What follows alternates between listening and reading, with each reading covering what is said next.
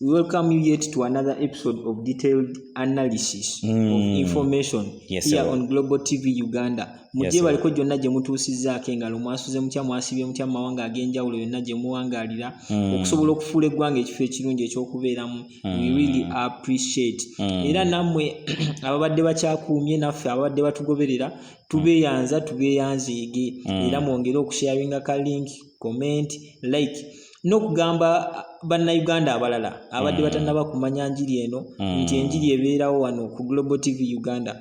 Erinnya nze kusiima Alvin mbeera n'omwami Padde Brian magezi ga Wakayima omusunsuzi w'ensonga era nja kumuleka asooka ababuuzeeko tulyoke tweyongereyo. Akenze nyinza okubabuuza kubasiraamu assalamu alaikum warahmatullahi wabarakatuh. Te bannaffe baganda baffe abakristu b'abakristaayo praise be to God.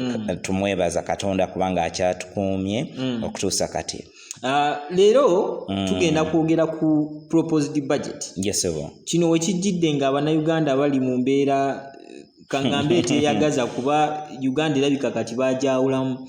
Waliwo abadde banyumirwa embeera, waliwo ate n'abadde bagikaaba. Emisolo gifuuse emisolo, emiwendo gy'ebintu gifuuse emiwendo gy'ebintu. Yes sir. Abasuubuzi beekalakaasa. I think it was last year, was it last year but one or last year? Abasuubuzi nga beekalakaasa nti emiwendo ku ngoye emiwendo gyali gisusse. But on this proposed budget it is over 48 million 2022 to 2023. 48 trillion rather. Nga ku zino gavumenti yeegambe inaka 36. Situmanyi kino tuli mu kifo ekituufu we tugenda okusobola okwewolera okumitinga desired amount over, because the budget is 48. We are well sure of 36 trillions. Where is the rest going to come from? For me, I think the first place that for any country, any place in the world, it is worth paying taxes. I don't believe that there is any leader in this world that can lead their countries of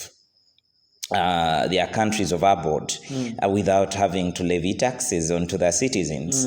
Ntera kigerageranya ne history. Of course, we do everything we do based on the history, so it repeats itself.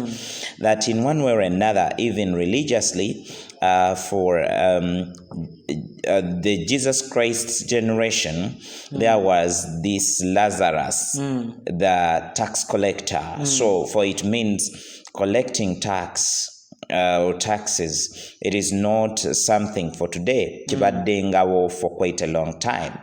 Naye ekikulu mu byonna kiri nti after collecting these taxes, how do they benefit the citizenry? Not to say just the ordinary person, but also is every Ugandan and everyone that lives in Uganda. So how do these taxes benefit them? Then yes, you've talked about the 48 trillion budget for 2022-2023.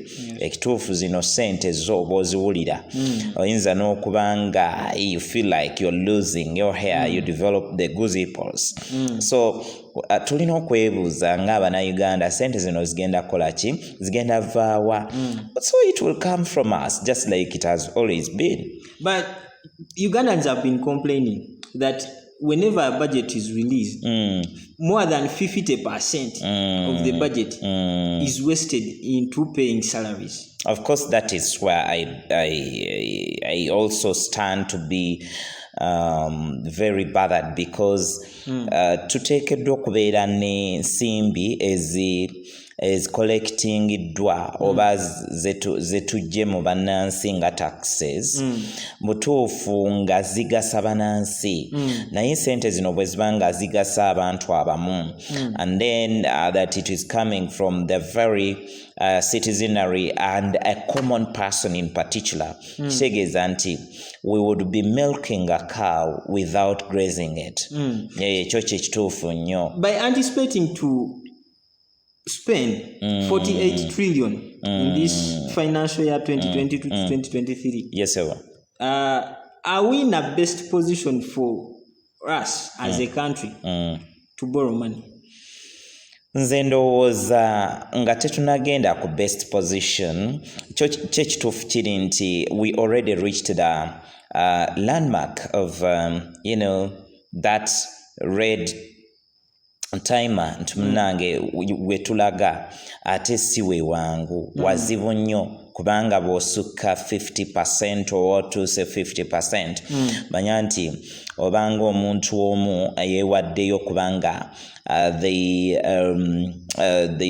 tie their neck around they tie their neck with rope nga bakkiriza okubanga omugwa guno gubatugenda n'olwekyo ffe tubanga abeeteeseemu omugwa moki bulago tikatubeerewo n'amabanja amayitirivu so nga amabanja gano si malungi go si malungi because amabanja tumanyi bulungi nti oluusi gayinza okuyambako nova mu kifo ekimu n'otuuka mu kifo ekirala naye wano mu Uganda tumanyi nti sente nnyingi zibbibwa so n'olwekyo bwe ziba nga tezikozeseddwa bulungi okutuukiriza ebyo bye ziteekeddwa okuba nga zituukiriza at the end of the day ojja kwesanga nga sente zino ziri wasted and at one point in time we shall pay the price nga economy yaffe egudde oba abagwira bakoze eki batutte eggwanga lyaffe nga bwe kiri tukirabyeko already yesebo. So as we are speaking this the permanent secretary Ministry of Health was like, this budget is for an economy that works. Yes sir. So we first help us understand what is a working economy. A working economy would be this very economy where the physical policy and I think monetary and physical policies are pro people sente zegwanga nebyo sente zino byeziteekeddwa okukola bigasa omuntu owa bulijjo omuntu owa wansi munansi so that's a budget that work. Naye ekibuuzo ekinene kiri nti have we had such a budget before?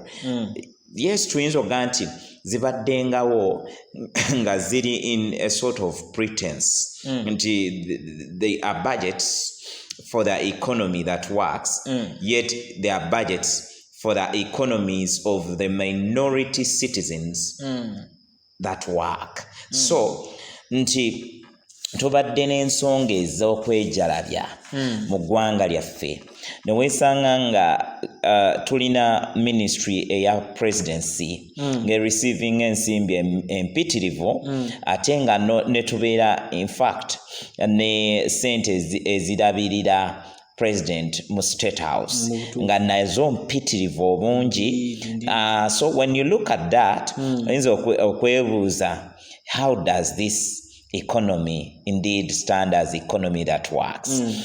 Kale tuyinza okuga nti ye mukulu Museveni newankubadde sente ezimu azizzaayo mu economy nga yeetega alaga nti alina okuba nga abeesaawo bannansi waakiri azizzaayo-kko kubanga munnange ezimuweebwa ku state house newankubadde mulimu abamu abazibba n'okwejalabya okungi waakiri abaako baazigabira bannansi waliwo abaana abasomera ku sente ezo eza state house waliwo sente zagaba ng'omuntu bwe buli lwolaba nti president Museveni avuddeyo n'aga nti ekifo gindi nkiwadde sente bweziti ne bweziti gindi nkiwadde sente bweziti ne bweziti abaaga sente zaffe zennyini ffe abawi b'omusolo then ekirala nti maybe where it does not really work for all of us kwe kubanga oluusi avaayo n'akozesa sente zaffe okubanga asanyusa his psychopaths abo abamukkiririzaamu nga tebasobola omulaga nti eno nsobi oba eno si nsobi oba kino kirungi kino kikyamu. So if this proposed budget turned out to be an actual one where a lot of money has been allocated into the agricultural sector. So walindeko mbaye njagala era tukoneko ne other kind of extravagant ventures tunuulire ne parliament yaffe yennyini nti it is a kind of parliament nayo erina grid ate oluusi twerabira nti bano nabo bali bwe batyo kubanga bo be balina emimwa egituwogerera ate mwana wattu tebasobola okubanga bo boogerera bubi ekikyamu kye bakola bano nabo ssente ze batwala mpitirivu so nga ate mbutuufu ne bamandiweereddwa katugeze miliyoni 5 zandisigadde zikola naye omubaka omu okubanga aweebwa miliyoni 3 n'ezigwamu nga mulina omuwala wensiz ez'enjawulo ate nabo nga ababaka bayitirivu so nga ate wano mu Uganda ne bwe tubeera n'ababaka katugeze nga 3 nga bateekeddwa okubanga bafuba okulaba nti eggwanga litambula they can still do it. Tusobola okubeera n'ababaka 3 exactly tuli nsi etali nnene ekiri awo naye ffe ng'eggwanga ndowooza enamba y'ababaka baffe evuganye eyo eyali mu French Revolution biseera bya Louis the 16th ekintu kino kiri ku abantu abamu abaali balwanyisa Louis the 16th baatuuka ne beekolamu omulimu nga bantu bawerako they were representing different estates by then kakati ffe tulinga eggwanga aziifu tulina bu Uganda nga 15 so ne tubeera n'ababaka abo bonna so that explains this extravagance ate nabo nga they are full of greed, hypocrisy, lies. Ekintu kino njagala tukitegeere bulungi. Yes sir. Character y'Abannayuganda as in referring to a person as a Ugandan.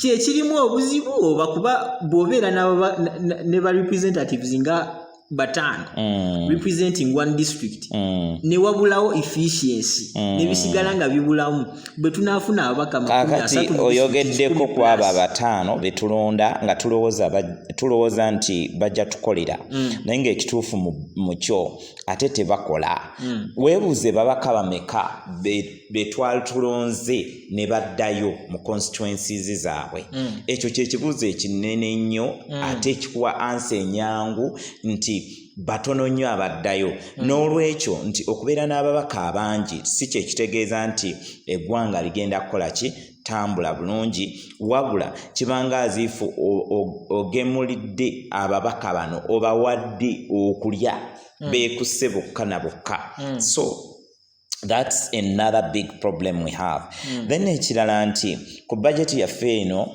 singa sente zino zibadde zigenda collectingibwa ne zigasa omuntu wa bulijjo munansi omuntu oyo wa wansi nga tezibbiddwa sente nyingi zibbibwa ekyembi wano mu Uganda nti okubba sente z'omuwi w'omusolo that is corruption we normally relate it only to the government naye government yeggwe nange ffenna tuli government ffenna to making a government the opposition the very ruling government ffenna tukola government kyokka nga ate n'abamu kuffa abantu nti tuyinza obutabeera mu position ezo eziri sounding eza government naye bwe tuba nga tugikolera as civil servants naye tubba we are responsible kati babbi bangi ababba mu gavumenti eno nga si kugaa nti bawagizi ba gavumenti bayinza obutagiwagira bali mu offices ez'enjawulo ate nga bakola ki babba kitegeeza corruption is not identified by the political party corruption is identified by an individual whether someone is pro-government or opposition if they have that element of greed selfishness kitegerekese materialism they can always be corrupt. Mwami Padebra, yes sir. As the government struggles to make this economy grow, should we expect more new taxes? Of course, taxes zo weziri because by the time we head in for the 48 trillion Uganda shilling budget, of course, proposed for the year 2022-2023, kitegeeza nti emisolo gyo twekaabire gyo weegiri naye it's not all over because at the end of the day if the government itself also stepped down from collection of taxes awo tuba tugenda kufa kubanga as an economy, as a country, we have to move with tax revenue being collected and supporting a number of government projects that enrich the livelihood of the common person. So n'olwekyo gyemisolo gyetaagisibwa oba gyetaagibwa naye nga nze ndowooza gavumenti kyerina okuba ng'etereezaamu nga tucollecting emisolo gyaffe katusuubire nti this time nga mwami Ramadan Ngobi akola ministry eya finance bw'ategeezeza indeed this shall be a budget for the economy that works. Tweyanziza nnyo tweyanzige mwami Padde Brian olw'ennungamya ye y'amagezi gy'otuwadde n'Abannayuganda abalala yonna gye bawangaalira. Yes, tweyongera okubeebaza mwenna abazze batugoberera nga wali osharinze ku linki eno nga wali oyise ku muntu ajja alabe. Tweyanzige mwami Padde Brian ndowooza siibula Abannayuganda tuve wano. Nsiibula Abannayuganda nga mbagamba nti tulina okuyiga nti ensi eno we can always survive. So we were told by COVID-19 lockdown twabeerawo nga tetukola completely. So ne bwankubadde nti waliwo okweyongera kw'emiwendo egy'ebintu eby'enjawulo, ne bwankubadde nti akaseera kano kazibu nnyo twekyaye, naye nga it is better than the situation we once lived in the COVID-19 lockdown. Waliwo essuubi the tomorrow we are seeking, it will be a brighter tomorrow. Let's learn to save. Let's learn to